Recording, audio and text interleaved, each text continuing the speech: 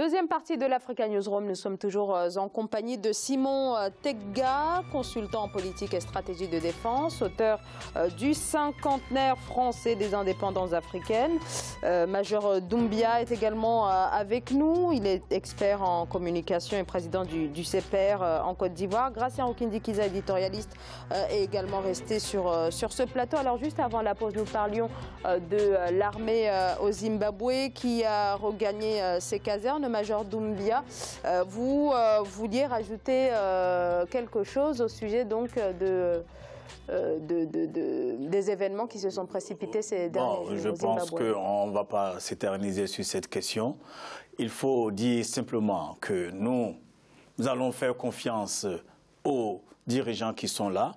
Notre souhait, pour nous qui sommes consultants en stratégie politique, en communication politique et des hommes politiques, notre souhait, c'est qu'il y ait dans ce pays la démocratie. Voyez-vous. Alors, ce pays souffre. Ce pays est aujourd'hui assisté par le programme alimentaire mondial. Ce n'est pas fait pour glorifier l'Afrique. Nous constatons qu'il y a eu un jeu de chaises musicales.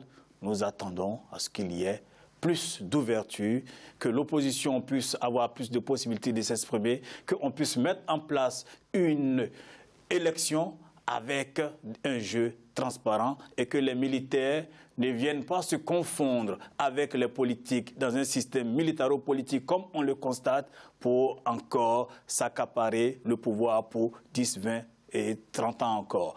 L'Afrique d'aujourd'hui a besoin d'alternance. C'est une des garanties pour la démocratie dans nos États.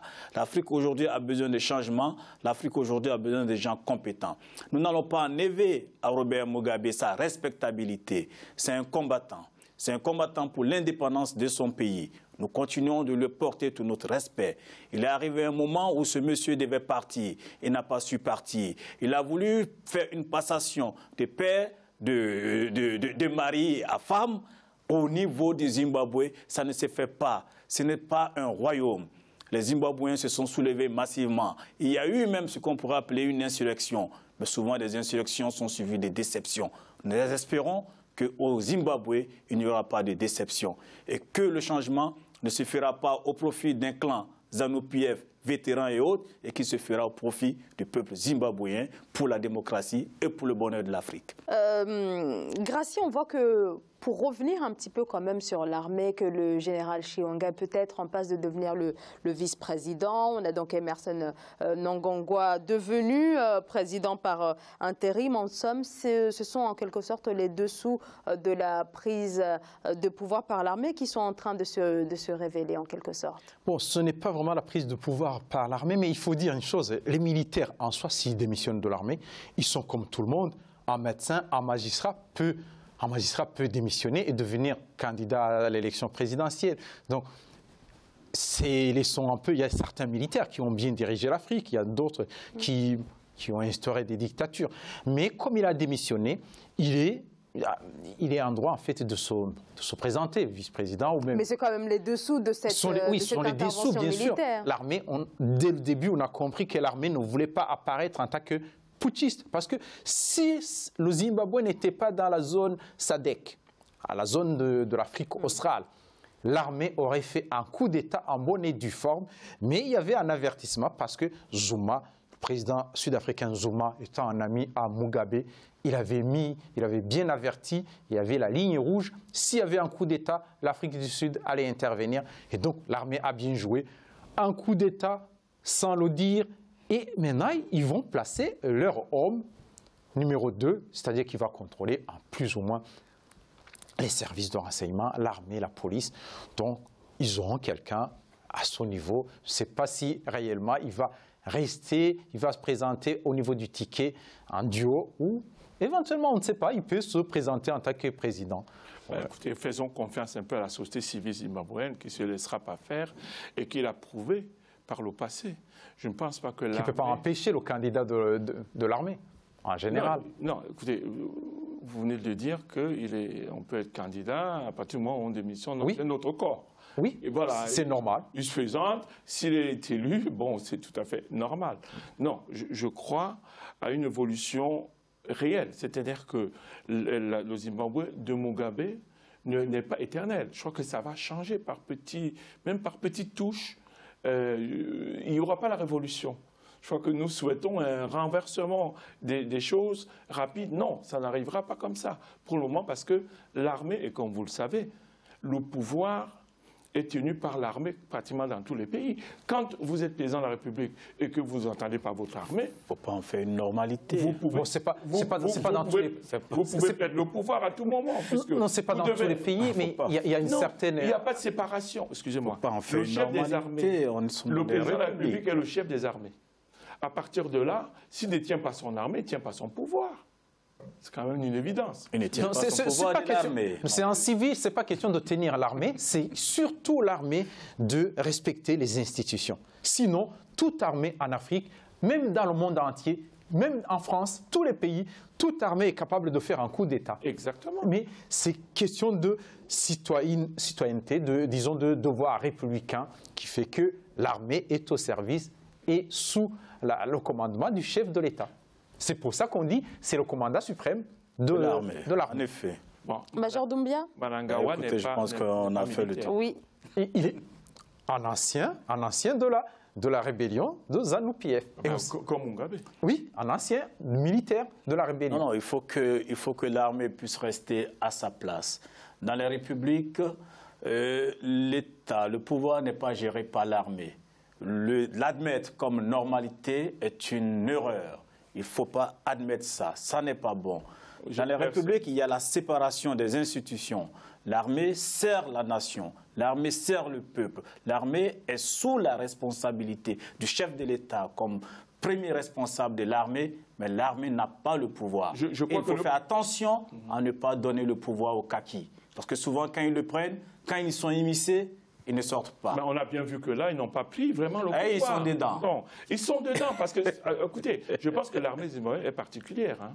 Ce n'est pas l'armée du Cameroun, de la Côte d'Ivoire ou je ne sais quel autre pays de l'Afrique centrale ou de l'Ouest. C'est une armée de libération. C'est un peu, moi je compare un peu avec le Vietnam que je connais très très bien en termes de militaires.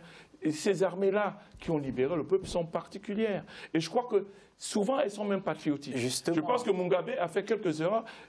Faisons un petit peu confiance à ce qui se passe. L'erreur souvent de ces armées dites de libération, c'est de croire qu'après eux, il n'y a personne qui peut aimer le pays plus que eux.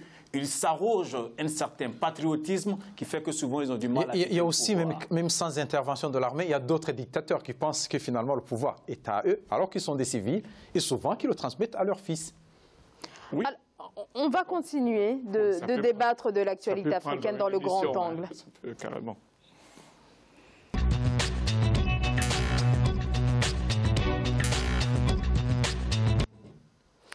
L'irrigation plus que jamais cruciale pour l'avenir du continent et en particulier du Sahel, partagée entre désert et aridité menaçant directement l'agriculture. L'irrigation apparaît comme l'une des solutions de l'adaptation de cette agriculture au changement climatique. L'occasion pour nous de faire le bilan de l'initiative pour l'irrigation au Sahel lancée par le SILS il y a 4 ans et dont l'objectif est d'atteindre 1 million d'hectares de terres irriguées à l'horizon 2020. C'est un reportage de Mokhtar Bari.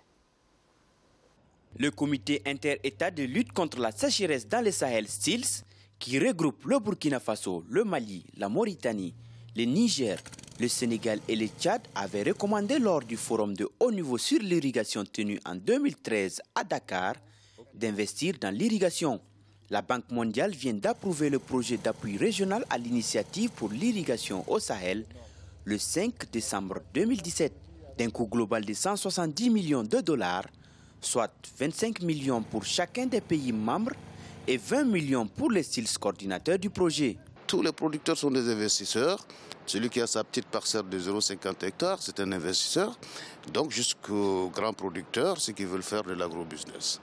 Donc voilà, il faut revoir tout le système d'irrigation de leur point de vue, plutôt que nous, notre point de vue ingénieur hydraulicien, qui voit donc le système d'irrigation, donc en termes juste de maîtrise partielle au total d'eau. Là, on rentre vraiment dans un système économique sur place, où l'irrigation trouve sa place, avec toutes les questions fondamentales. L'initiative pour l'irrigation au Sahel est une initiative conjointe des 6 pays du Sahel coordonnée par le SILS et les communautés économiques régionales qui sont la CEDEAO et l'UEMOA, appuyées par la Banque mondiale. Une des particularités de ces projets, c'est sa vision qui est de s'appuyer sur les expériences des pratiquants de l'irrigation et non des experts. Amadou Sidibé, qui doit proposer sa vision à la Banque mondiale, se réjouit de cette nouvelle approche. Pour la première fois, parole est donnée, décision est donnée à l'agriculteur pour se prendre en charge. Et ce financement va être innovant. Il va être innovant, il va avoir de l'impact. Parce que si ça ne réussit pas, on ne pourrait que s'en prendre à nous, agriculteurs, d'avoir donné de mauvaises informations qui ont impliqué la banque. Et le projet, on va se l'approprier parce qu'il est pour nous, il est fait pour nous, il est taillé sur mesure. Le projet vise à terme 1 million d'hectares de superficie irriguée à l'horizon 2020. Cette initiative devra également contribuer à atteindre l'autosuffisance alimentaire dans le Sahel.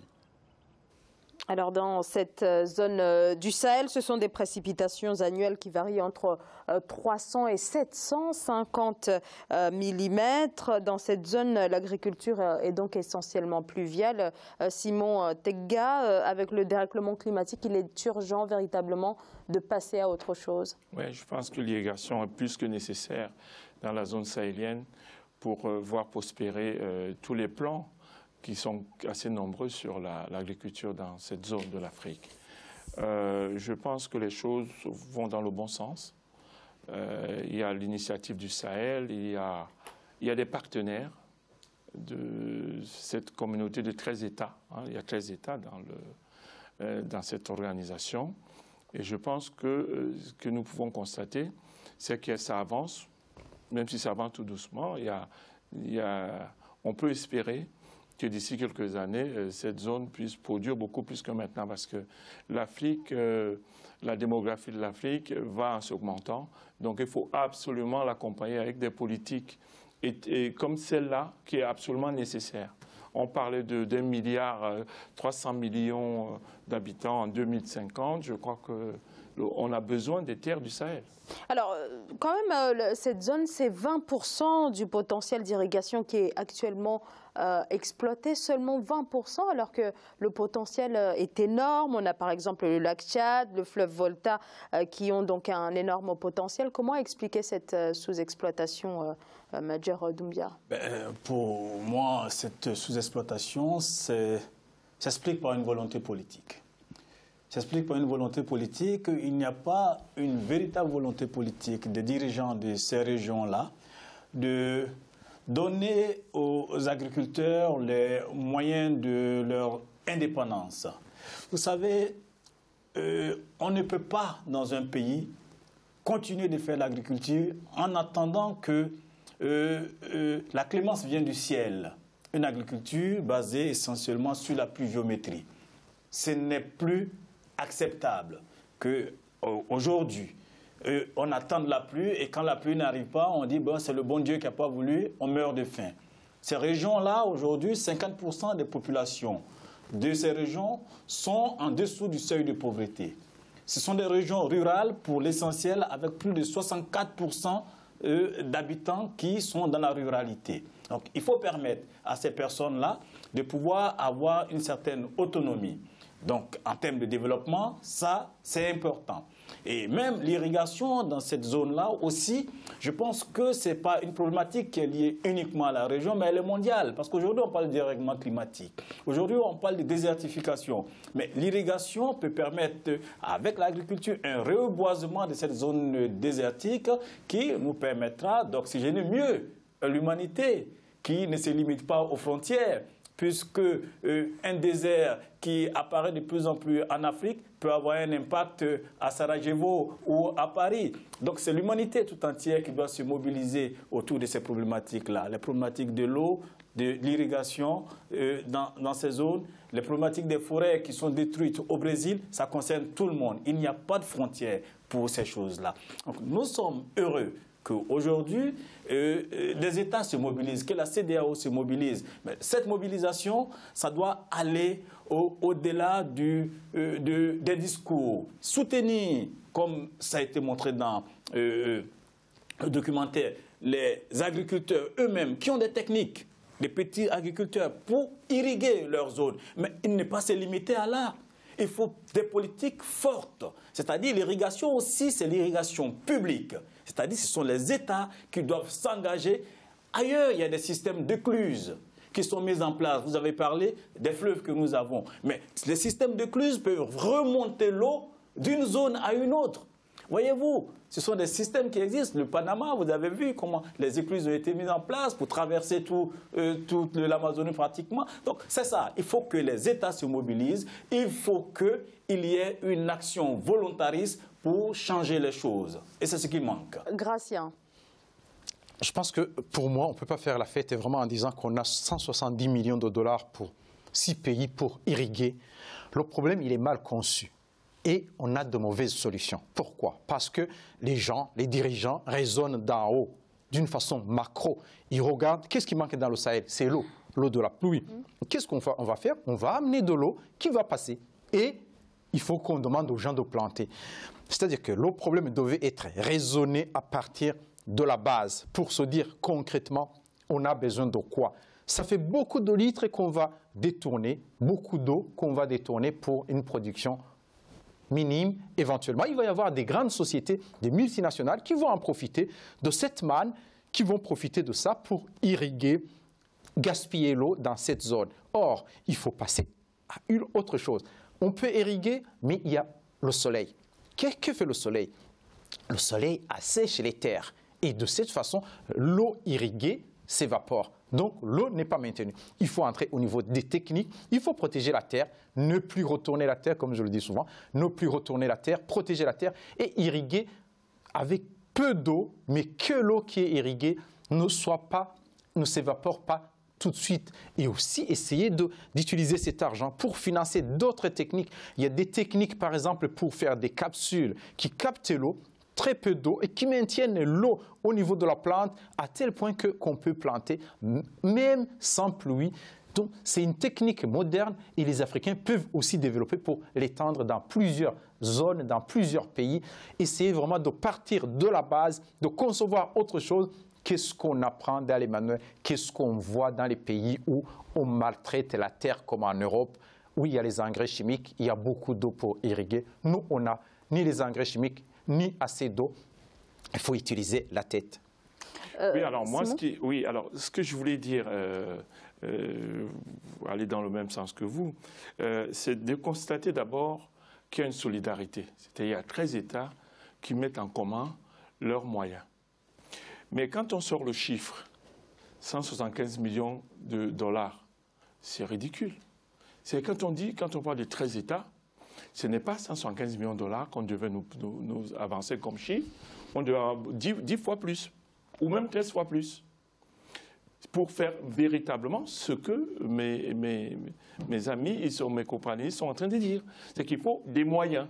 Or, la somme est encore largement en dessous de ce... On n'a même pas besoin de leur argent de cette façon. Il s'agit de réfléchir, de voir comment les gens peuvent concevoir des petites solutions. Moi, je ne parle même pas de l'argent des autres. C'est-à-dire que moi, je parle de notre argent. Oui, de notre argent. On peut aller commander l'argent pour faire... Je suis totalement contre ce type de don.